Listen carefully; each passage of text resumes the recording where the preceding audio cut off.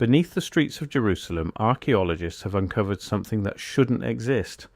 9 complete cities stacked on top of each other like pages in a history book. Each layer tells a story of conquest, destruction, and rebirth spanning thousands of years. But here's where it gets strange. The deepest layer, buried under 40 feet of rubble and time, doesn't match any known civilization. The architecture is too advanced, the masonry too precise, the engineering too sophisticated for the timeline we've been taught. And the people who built it, they left no written records, no pottery, no tools, just massive stone blocks fitted together with a level of craftsmanship that makes modern engineers scratch their heads. This is the story of what lies beneath the Holy City, and why the 9th layer might rewrite everything we think we know about human history. If you're into mysteries that challenge the official narrative, hit subscribe. I cover suppressed archaeology and alternative history every week. Now let's dig into what they found under Jerusalem. Jerusalem isn't just a city, it's a vertical timeline of human civilization. Every time an empire conquered it, they built on top of the ruins of whoever came before.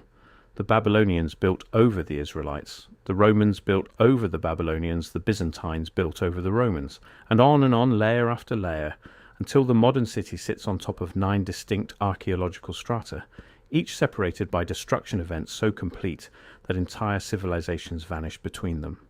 The first layer anyone visiting Jerusalem sees is the modern city. Paved roads, cars, tourists taking selfies at the Western Wall. But start digging, and you hit the Ottoman layer almost immediately. Cobblestones from the 1500s, pottery fragments bearing Arabic script, structural foundations from the empire that controlled Jerusalem for 400 years. This layer is well documented. Maps exist, tax records exist. We know exactly who built what and when. Go deeper and you hit the Crusader layer. Massive stone fortifications, churches with Gothic arches, evidence of the European kingdoms that tried to hold Jerusalem during the medieval period. The architecture is distinctly Western. Heavy, defensive, built to withstand siege warfare. Archaeologists have found Crusader coins, weapons, even the remains of their kitchens. This layer makes sense. It fits the historical timeline perfectly. Below the Crusaders, the Byzantine layer. More churches, but different in style. Eastern Orthodox influences. Mosaics depicting Christian scenes. Residential buildings with hypercoursed heating systems, a Roman innovation the Byzantines inherited. This layer dates to around 300 to 600 AD. Again, well documented. Byzantine records mention Jerusalem constantly. Pilgrims wrote about visiting the city. The archaeology matches the history. Then comes the Roman layer, and this is where Jerusalem's violent history starts becoming obvious. The Romans didn't just build here, they destroyed what came before with systematic brutality. In 70 AD, Roman legions razed the Second Temple, the heart of Jewish worship, and built their own city on the ruins. They called it Aelia Capitolina, columns, bathhouses, pagan temples. The Romans left their architectural fingerprints all over this layer. Inscriptions in Latin, coins bearing the faces of emperors, engineering projects like aqueducts and roads built to their exacting standards. But here's where the timeline starts getting weird. Below the Roman layer, archaeologists expected to find the Second Temple period, the era of Jewish kingdoms and Babylonian conquest. And they did find it. Sort of. There's evidence of Herodian construction, the massive platform that held the Second Temple. There's pottery from the period, coins, residential structures. But mixed in with this layer are things that don't fit. Stone blocks too large to have been moved with the technology of the time. Water systems too advanced for Bronze Age engineering. Tunnels carved through solid bedrock with precision that looks machine-cut, not hand-chiseled. One tunnel runs for over 1,700 feet under the old city. It was carved to bring water from the Gihon spring to the city centre. The tunnel maintains a consistent downward grade of just 0.6% over its entire length. Bronze Age workers, using oil lamps and hand tools, somehow calculated and executed a gradient so precise that water flows through it perfectly, without any need for pumps. Modern surveyors have studied this tunnel and admitted they're not sure how it was done without laser levels and computer modelling. This tunnel connects to a vertical shaft that drops 40 feet straight down through solid limestone. perfectly circular, perfectly smooth, no tool marks, no evidence of how it was excavated, just a hole in the rock that shouldn't exist given what we know about ancient technology. The sixth layer down is the First Temple period, the era of King Solomon and King David, around 1000 BC. This is where things should start looking primitive. We're talking about the Bronze Age now, simple tools, basic masonry. But the archaeology tells a different story. The foundation stones of the First Temple Mount are some of the largest ever moved by human hands, individual blocks weighing over 600 tons. For context, that's heavier than 2 fully loaded 747 airplanes. And these stones weren't just dragged into place, they were lifted, fitted together with joints so tight you can't slide a piece of paper between them, and arranged in courses that have survived earthquakes for 3,000 years. Conventional archaeology says these stones were moved using wooden rollers, ropes, and thousands of workers. But engineers who've studied the blocks point out a problem. Wood strong enough to support 600 tons doesn't exist. Any roller would splinter under that weight.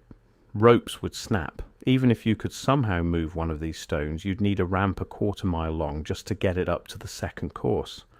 And there's no evidence of any ramps, no quarry marks on the stones showing how they were cut, no copper or bronze tools hard enough to shape limestone with this precision. Just the blocks, sitting there, defying explanation. Below the First Temple period, the layers get even more confusing. The seventh layer is called the Canaanite layer, dating to around 1500 to 2000 BC. This should be the era of mud bricks and simple pottery. And there is mud brick construction here. There are pottery shards, but there are also massive stone walls built with the same polygonal masonry technique found in Peru and Egypt. Stones with multiple sides fitted together like a jigsaw puzzle, no mortar, no gaps. This technique is supposed to be a hallmark of advanced civilizations. The Incas used it at Machu Picchu. The Egyptians used it in the Valley Temple at Giza. But here it is in Jerusalem, buried under layers of history, in a period when humans were supposedly just figuring out bronze working. The eighth layer is where conventional history starts breaking down completely. This layer dates to around 3000 BC, the early Bronze Age. At this point in human history, we're told, cities were just beginning to form. Agriculture was still relatively new. Writing hadn't been invented yet. People lived in small settlements, built simple structures and left behind basic pottery and stone tools. But in Jerusalem's eighth layer, archaeologists found something that doesn't fit that narrative at all. A massive stone platform buried under 30 feet of debris, built from blocks weighing several tons each. The platform covers an area larger than 2 football fields. It's perfectly level, and it's aligned to the cardinal directions with an accuracy that shouldn't be possible without sophisticated surveying equipment. When this platform was first discovered in the 1960s during excavations south of the Temple Mount, archaeologists assumed it must be from a later period, maybe Roman, maybe Herodian. But radiocarbon dating of organic material found in the mortar between the stones dated it to 3000 BC, give or take a century. That's 5,000 years ago. To put that in perspective, this platform was built 1,000 years before the Great Pyramid of Giza, and yet the construction quality rivals anything the Egyptians ever built. The blocks are cut with sharp, clean edges. The surfaces are smooth. The joints between stones are so tight that water doesn't seep through, even after 5,000 years of weathering. Modern stonemasons who've examined the platform say the precision is comparable to 19th century industrial stonework, not Bronze Age hand tools. But there's no evidence of metal tools on the stones, no chisel marks, no saw marks, just smooth, almost polished surfaces that look like they were cut yesterday, not 5 millennia ago. Beneath this platform, in the deepest excavations, is where things get truly inexplicable. The ninth layer, 40 feet below street level, sealed under tons of rubble from 8 different civilizations. And what archaeologists found here has been quietly downplayed, buried in academic journals and kept out of mainstream history books for decades. Because the ninth layer doesn't match any known culture. Not Egyptian, not Sumerian, not Babylonian, not anything in the archaeological record. The first thing that stands out is the masonry. The blocks in the ninth layer are bigger than anything in the layers above. Some weigh over 1,000 tons. That's not a typo. 1,000 tons. These aren't the largest stones ever found. The Baalbek Trilithon in Lebanon features blocks weighing 1,200 tons, but those are above ground, and their origin is at least somewhat documented in Roman records. The Jerusalem blocks are buried under 40 feet of history, predating any civilization that should have been capable of moving them. The second thing that stands out is the precision.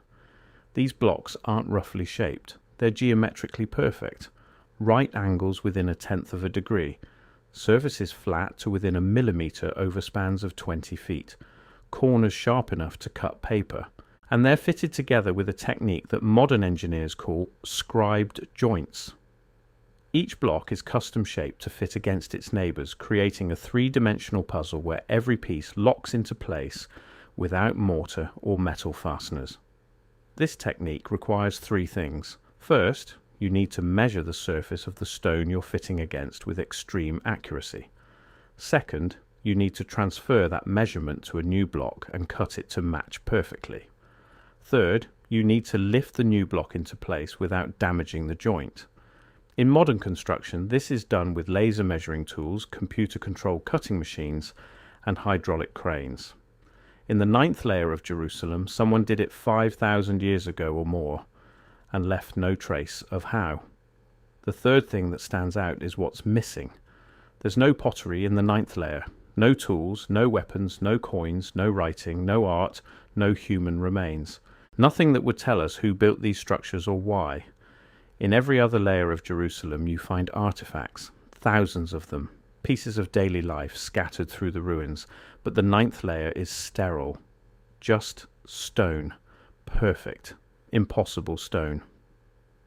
Some archaeologists argue that the 9th layer is simply older than the artifacts, that over time organic materials decayed and anything portable was looted or destroyed.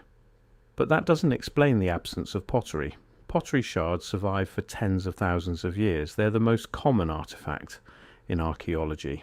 Every Bronze Age site is littered with them, but not the 9th layer. It's like whoever built these structures didn't use pottery, or didn't need it, or came from a culture so different that they left nothing we'd recognize as human habitation. The conventional explanation is that the 9th layer is a natural rock formation shaped by erosion and misidentified as architecture. But geologists who've examined the site say that's impossible. The stones are cut from different types of limestone, quarried from different locations. Natural erosion doesn't create geometrically perfect right angles. It doesn't align stones to cardinal directions. It doesn't produce scribed joints. And it definitely doesn't stack multiple courses of stone in load-bearing configurations that have survived earthquakes for millennia. So if the 9th layer isn't natural, and it predates any known civilization capable of building it, then who made it? This is where things get controversial. Because the only cultures that worked with megalithic stone on this scale are cultures that mainstream archaeology says shouldn't exist. Atlantis, Lemuria, Mu, the mythical advanced civilizations that supposedly sank beneath the ocean or were destroyed in some cataclysm before recorded history began. And one more, Tartaria. Before we dive into Tartaria, we need to understand why this 9th layer is so problematic for conventional archaeology. The timeline doesn't work. According to standard history, in 3000 BC, the most advanced civilizations on Earth were just beginning to develop. Egypt was building mud brick structures and experimenting with stone. Sumer had just invented cuneiform writing. And yet here in Jerusalem, someone was building with multi-ton stone blocks, using techniques that wouldn't appear in mainstream history for another 2,000 years. To move 1,000-ton stone, you need more than ropes and wooden rollers. You need an understanding of leverage, counterweights, and load distribution that took civilizations millennia to develop. The Romans never moved stones this large. The largest stones in Roman construction weigh around 300 tons. The 9th layer blocks are 3 times heavier. Modern construction companies have tried to replicate ancient megalithic techniques using period-appropriate tools. In the 1990s, a Japanese team attempted to move a 70-ton stone using Bronze Age technology.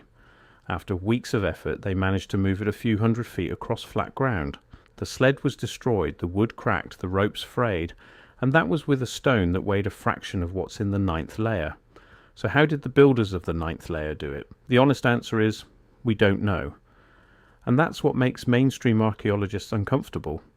The 9th layer defies explanation. So instead of admitting ignorance, the tendency has been to downplay the significance, to focus on what fits the timeline and ignore what doesn't. Tartaria is a name that appears on old maps of Asia, covering a vast territory that stretched from the Caspian Sea to the Pacific Ocean. For centuries, it was considered a real place, a kingdom, an empire. But in the 1800s, as European powers colonized the world and rewrote maps to reflect their new territories, Tartaria disappeared. Modern historians say it was never a unified empire, just a name applied to the nomadic peoples of Central Asia, Mongols, Turks, Scythians, tribes with no advanced architecture, no written history, no legacy beyond a few burial mounds and some metalwork. But look at the old maps, and questions emerge. In maps from the 1600s and 1700s, Tartaria isn't depicted as a vague tribal region. It's shown with borders, cities, political divisions, independent Tartary, Chinese Tartary, Muscovite Tartary. The Encyclopaedia Britannica from 1771 has a detailed entry on Tartary, describing it as a vast country in the northern parts of Asia. It mentions cities, trade routes, a complex society. Then, sometime in the 1800s, Tartaria vanished from the maps. The regions it once covered were relabeled Russia, Mongolia, China, Manchuria. And within a few generations, Tartaria went from a recognized empire to a historical footnote to a myth. Standard history explains this as a correction. As geographic knowledge improved, Europeans realized that Tartaria wasn't a unified empire at all. It was just a lazy label for the vast unknown interior of Asia. But alternative historians argue that this explanation is too convenient, that the disappearance of Tartaria from maps coincided with a broader effort to erase evidence of a pre-modern advanced civilization. They point to architectural anomalies in cities across Europe and Asia, buildings with massive stone foundations, intricate brickwork, and engineering sophistication that seems out of place for the supposed construction dates. Buildings that show signs of being much older than claimed, foundations that extend far deeper than necessary. Infrastructure like advanced sewer systems that predate the supposed invention of those technologies. The theory goes like this. Tartaria was a real empire, a global or near-global civilization that flourished before the 1800s. It built cities with advanced infrastructure, stone roads, aqueducts, massive public buildings. And then something happened. A cataclysm, a war, a deliberate destruction. The empire collapsed, the survivors scattered, and the victors rewrote history. They claimed the Tartarian buildings as their own. They backdated their construction. They removed any evidence that didn't fit the new narrative. And within a few generations, Tartaria was forgotten.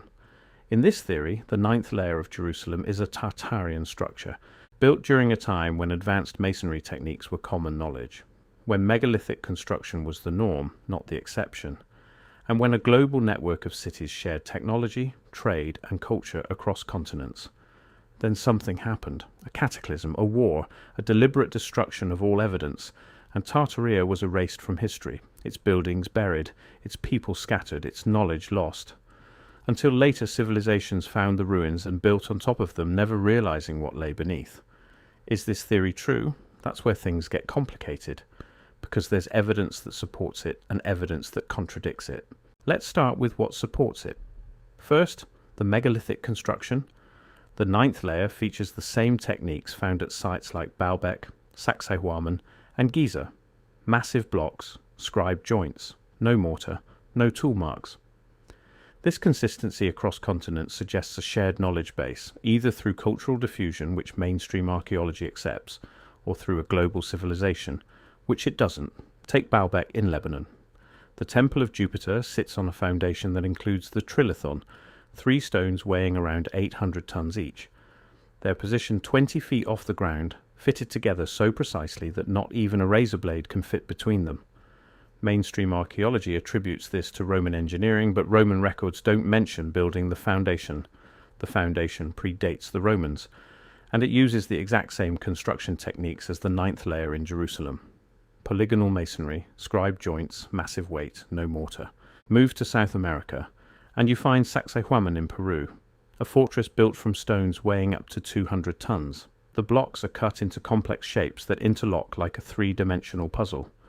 The joints are so tight that, even after centuries of earthquakes, the walls still stand. The Inca claim they didn't build Sacsayhuaman. They said it was built by an earlier civilization, long before their empire existed. Spanish chroniclers recorded these claims in the 1500s. Modern archaeology dismisses them as mythology, but the engineering speaks for itself. Then there's Giza in Egypt. The Great Pyramid is built from 2.3 million stone blocks, most weighing 2.5 tons, but some weighing up to 80 tons. The base is level to within an inch over a 13-acre footprint.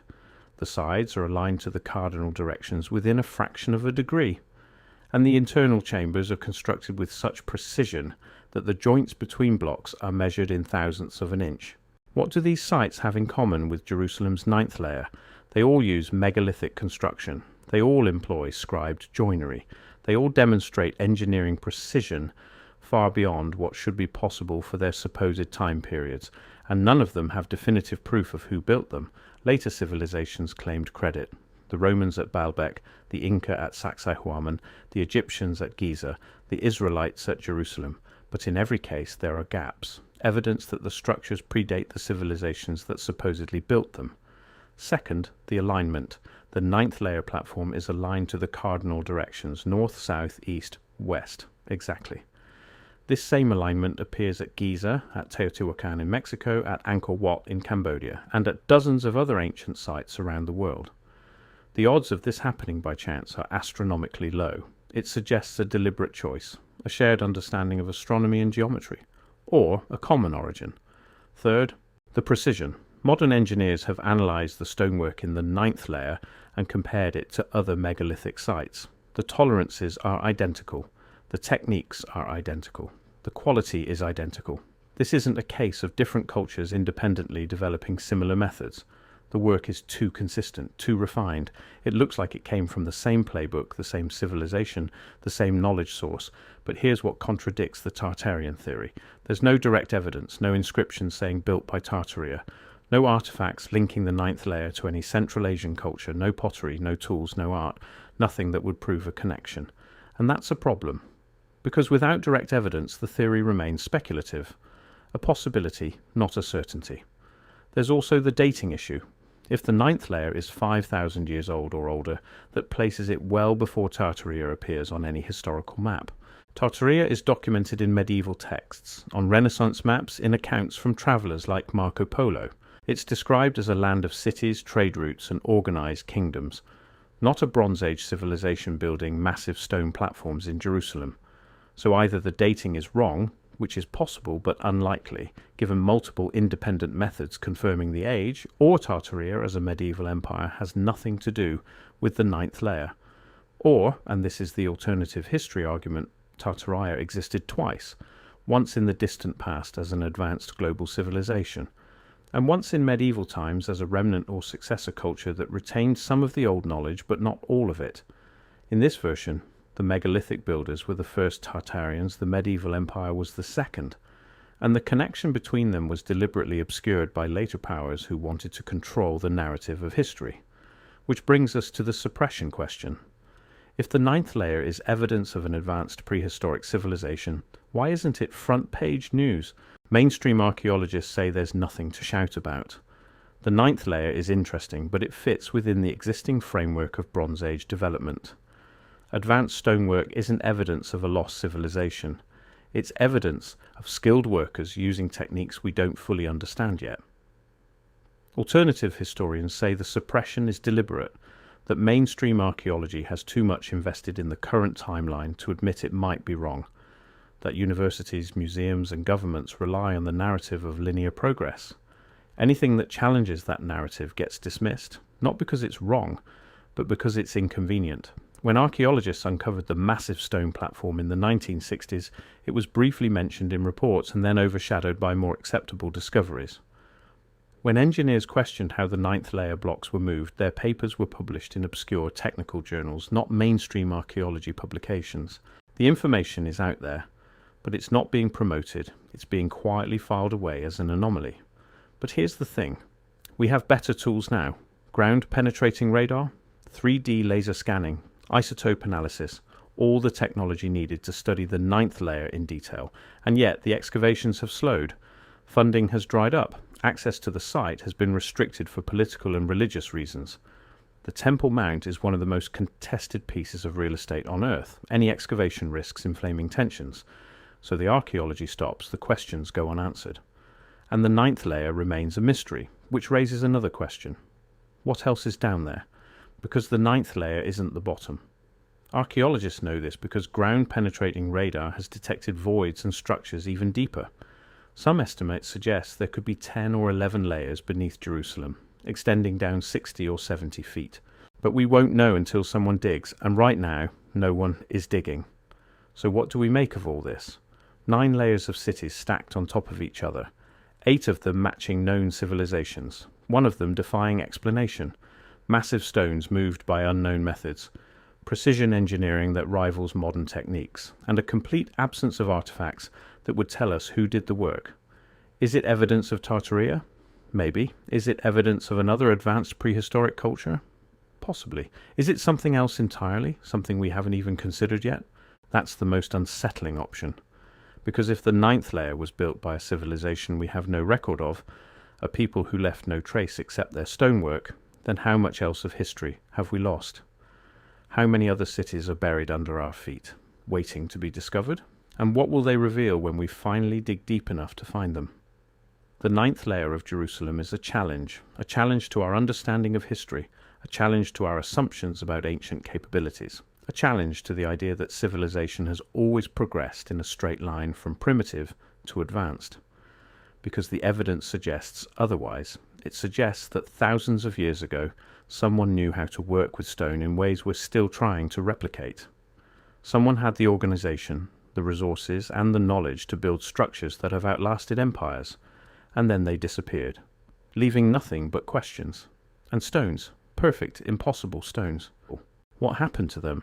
Where did they go? And why did they build in Jerusalem of all places? Was it strategic? Was it spiritual? Was there something about this location that made it significant long before any of the religions we know today claimed it as holy ground? These are the questions the ninth layer forces us to ask, and until we're willing to dig deeper, both literally and intellectually, we won't get answers. We'll just keep building on top of the mystery, layer after layer, burying the truth under the weight of our own certainty. Jerusalem has been destroyed and rebuilt 9 times. Each time a new civilization thought they were starting fresh, building their city on solid ground. But they were wrong. They were building on the bones of something older, something greater, something we've forgotten. And maybe that's the real lesson here, that history isn't a straight line. It's a cycle. Civilizations rise, they fall, they get buried, and new ones take their place. And sometimes, if you dig deep enough, you find proof that the people who came before weren't primitive at all. They were just different. And their knowledge, their techniques, their achievements, they didn't vanish because they were inferior. They vanished because something made them disappear. Something we still don't understand. The ninth layer is still there, 40 feet under the streets of Jerusalem, waiting. And the questions it raises aren't going away. Who built it? How did they do it?